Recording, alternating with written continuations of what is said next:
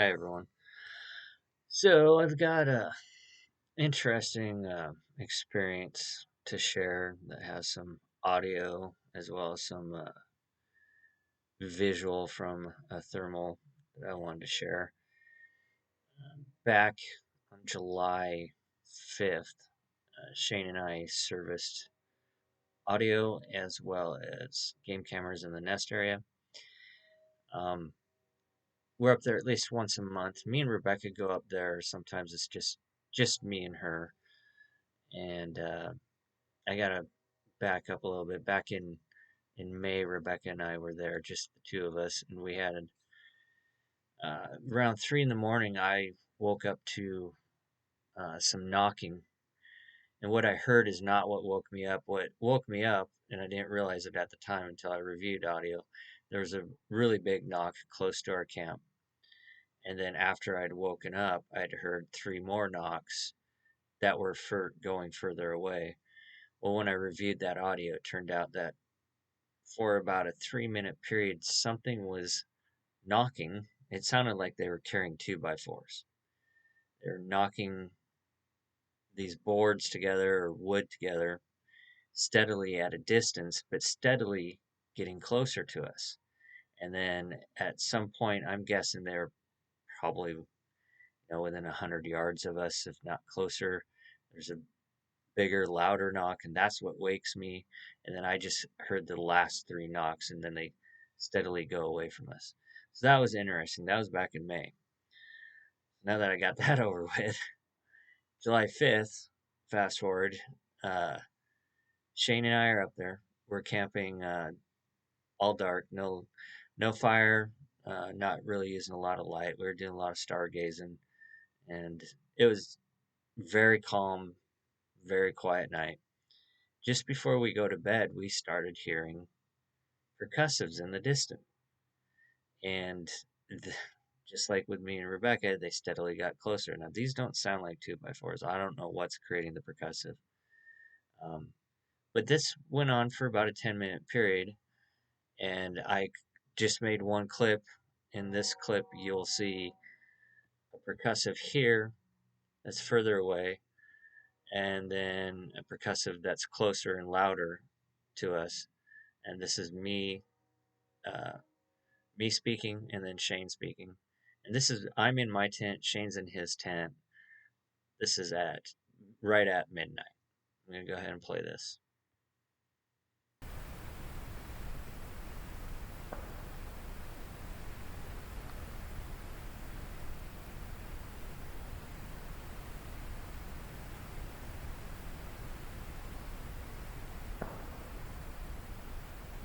That's moving. Yep. So it's another experience with these moving percussives. Obviously, something's carrying something and moving around and hitting it together. So that was the first night we were there. The next day, we had done a lot of hiking and camping, and or not camping, excuse me, hiking and moving some cameras, picking up cameras, servicing audio.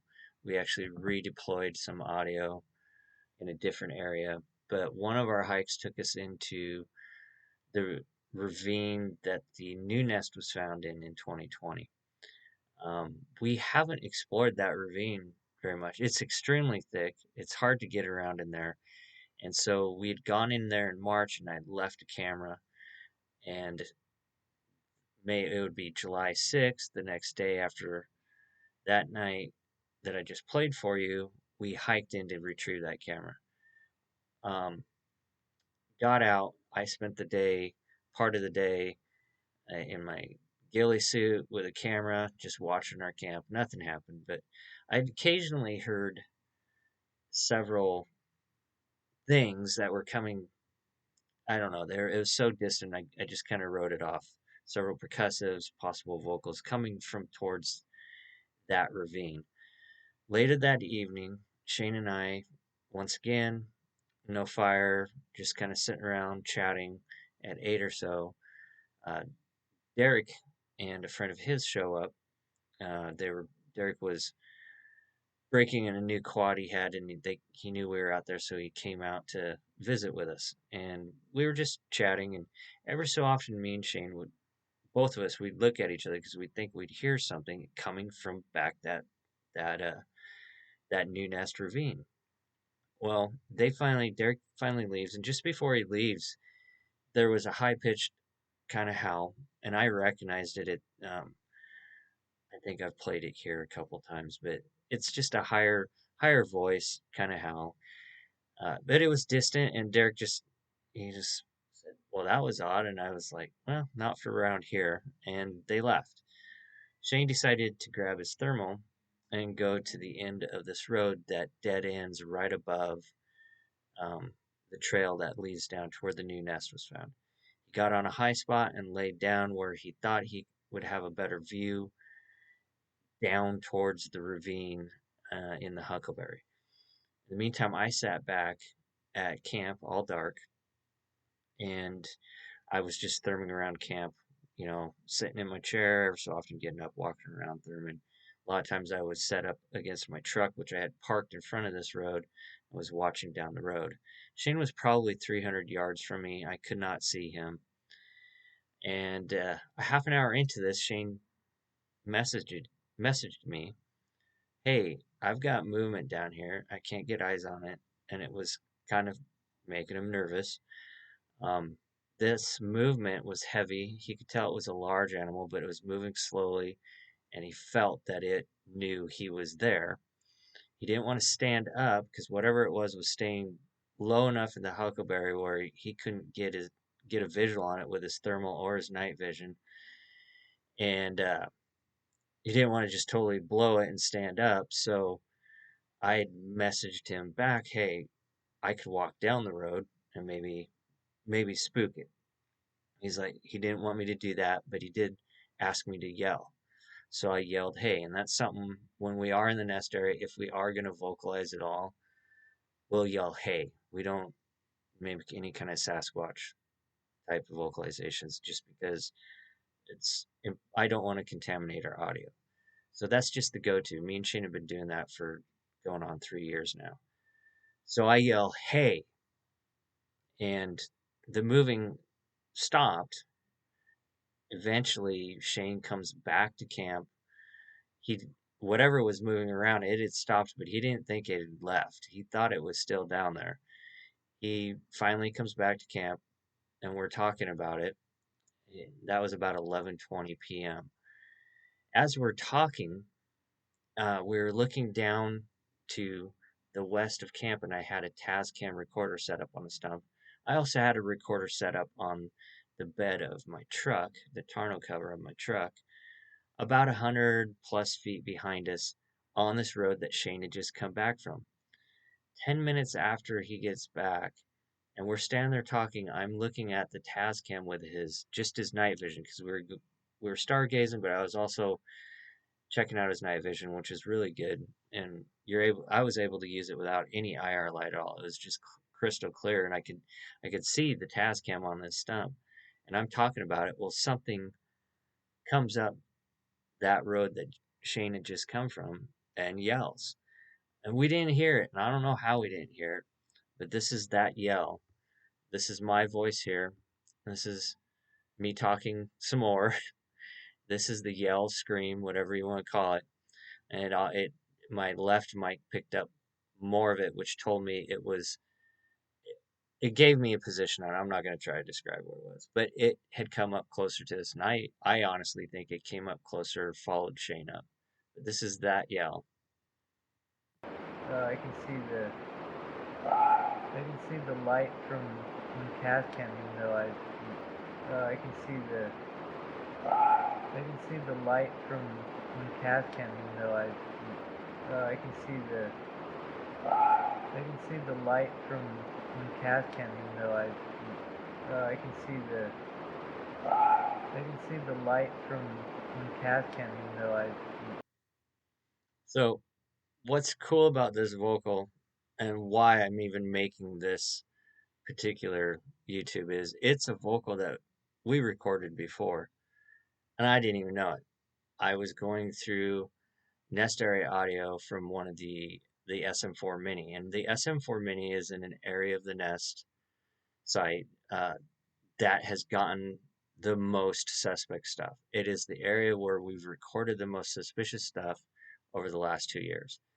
I'm still keeping a recorder there. I don't have the three recorders that I had out for the project that me and Wes were doing, but I still am maintaining a mini there and just reviewing it for anything that pops up. Well, I was reviewing last week, June, in Nest Area 1AB, which is, I would say, 3/4, no, maybe half a mile from Nest Area 3, where all these events are taking place. So not that far away, but different area. In this area is not only we've gotten vocalizations, I've set up string traps, and the string trap has been triggered twice. These are strings that I've hung in trees between 7 and 8 feet up along potential routes we think they're moving, because I get a lot of movement around this recorder too. And twice this string trap has been set off, and it's been set off going in the same direction. And basically, um, one end of the string is tied tight, and the other end is loosely wrapped. So if something walks through it, it's going to drag the loose end in the direction it's going. And I got this idea from Alton Higgins and the NAWAC. This is something they've done for years, and it's a great way to determine direction of movement. And at between 7 and 8 feet up, it kind of precludes any other kind of animals. It's a deer's not going to knock it down, a bear's not going to knock it down. Something with height is. And that's happened multiple times in this area. So it's an area of high interest. These are three vocals recorded June 2nd at 12:43 a.m. of this year. Pay attention to the middle vocal.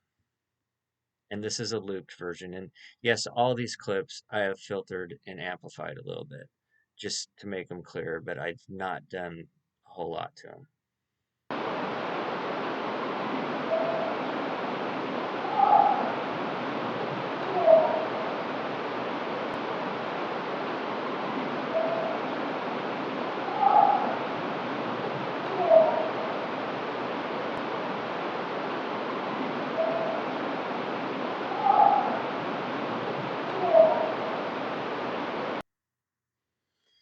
So that is June 2nd of this year.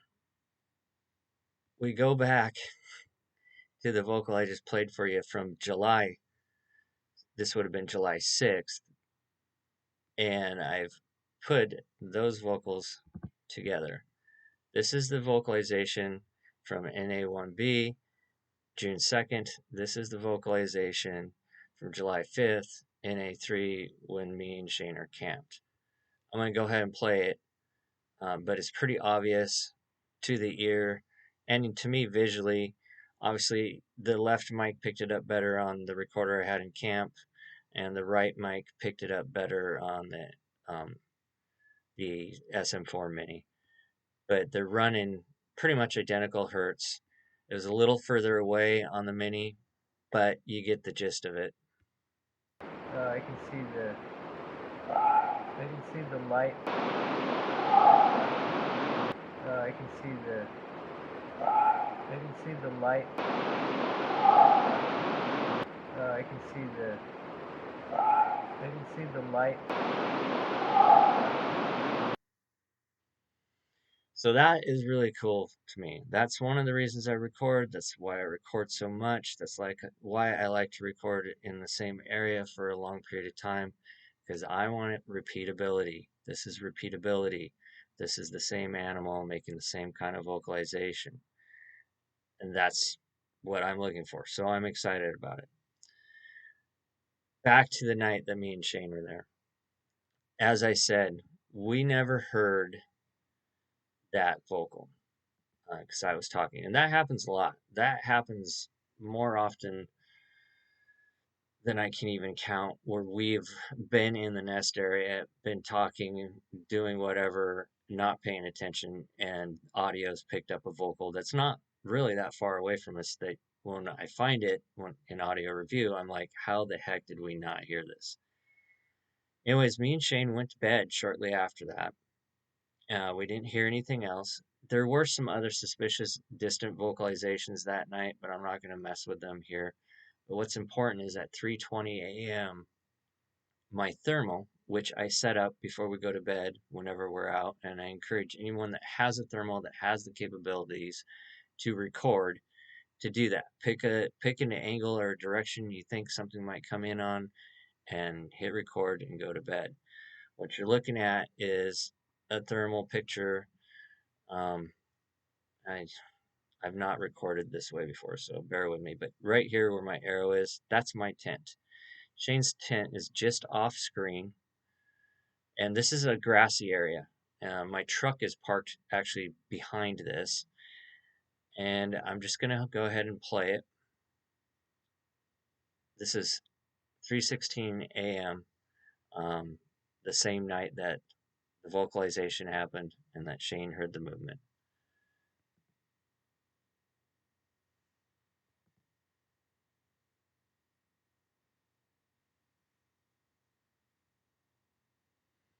Now that was a white hot object. I'm gonna go ahead and back it up. Try to slowly scroll.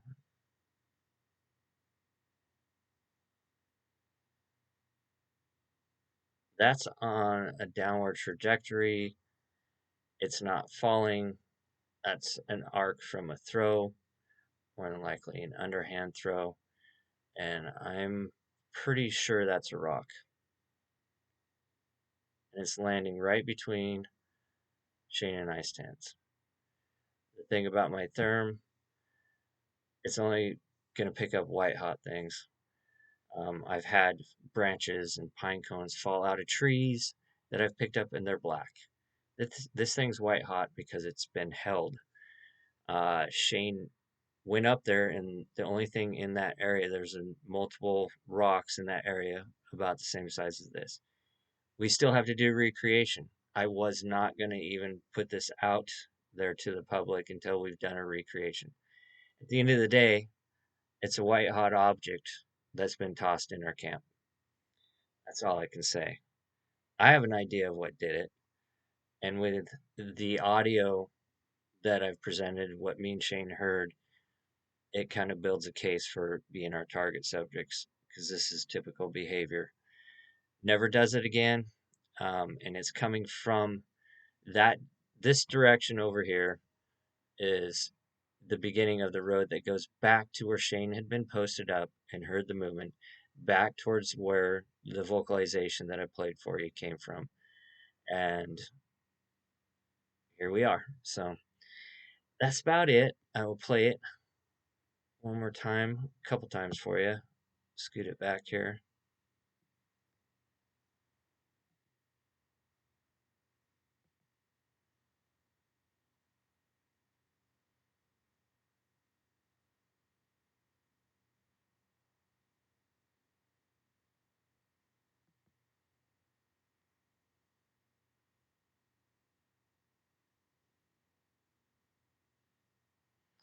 And that's going to do it. I hope you enjoyed this. I'm excited about the vocalizations. I love repeatability, and that's why we do what we do. And hopefully, sometime in the future, we can get more than a hot object flying into camp on our thermal equipment. We're working on that. Take care, everybody, and we'll catch you next time.